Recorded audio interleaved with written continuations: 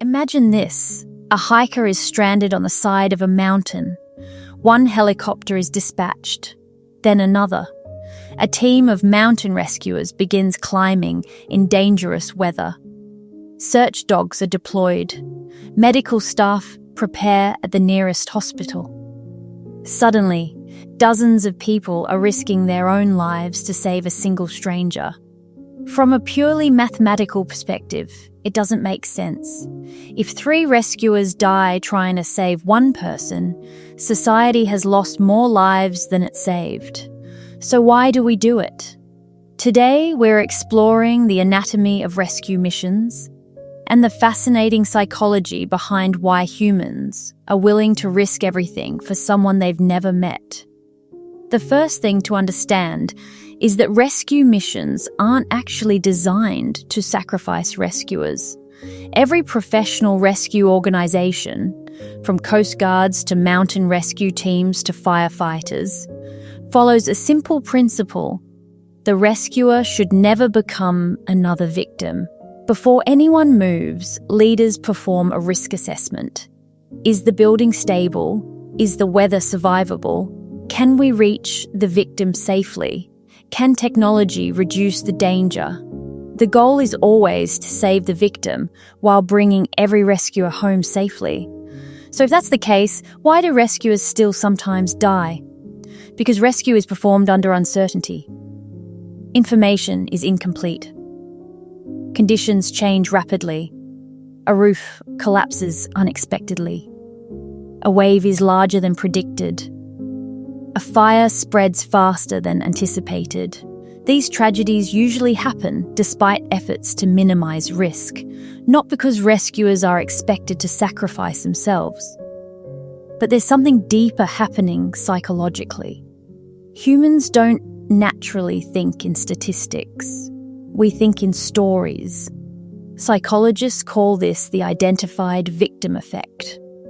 When we hear that 10,000 people have died in a disaster, our brains struggle to grasp the scale. But show us one frightened child trapped under rubble, and suddenly the entire world stops. One identifiable person creates an emotional connection that numbers never can. Our empathy evolved to respond to individuals standing in front of us, not abstract statistics.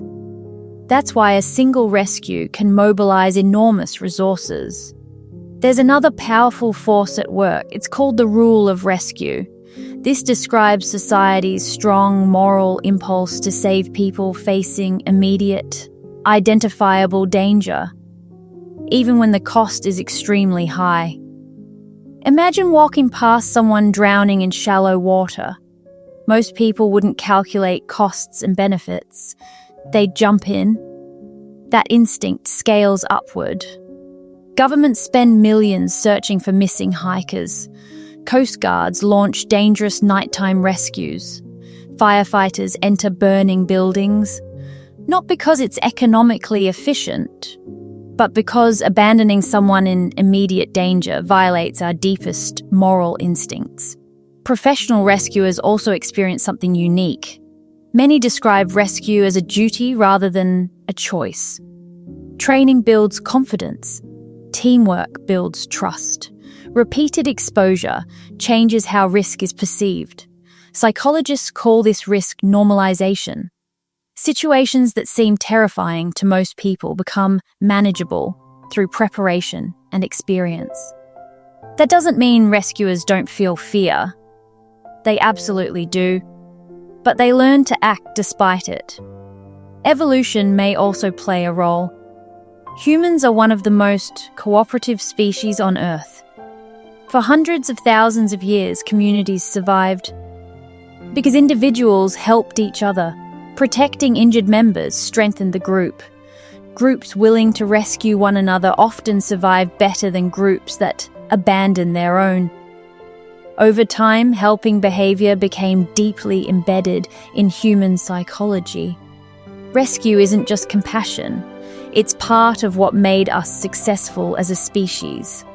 But here's an important misconception. People sometimes say it's acceptable to lose 3 rescuers to save 1 victim. Professionally, that's not how rescue organizations think. No commander deliberately plans to trade 3 lives for 1. Every mission involves balancing 2 responsibilities: save the victim, protect the rescuers. If the risk becomes overwhelming, with almost no chance of success, commanders may withdraw. It's one of the hardest decisions anyone can make, because sometimes the most courageous choice is not advancing, but preventing even greater tragedy. So why are rescue missions so powerful? Because they reveal something fundamental about being human. We don't measure every life on a spreadsheet. We build societies on trust, the belief that if we're ever trapped, injured, or in danger, someone will come.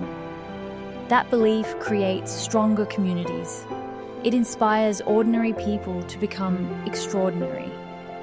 And it reminds us that civilization isn't defined by how we treat the strongest among us, but by how far we're willing to go for the most vulnerable. Not because every rescue succeeds, and not because every risk is justified, but because the willingness to help, even in the face of danger, is one of the defining characteristics of humanity. If you've ever wondered what separates humans from machines, rescue missions might be one of the clearest answers. Sometimes the greatest value isn't found in the numbers. It's found in the promise that no one should be left behind.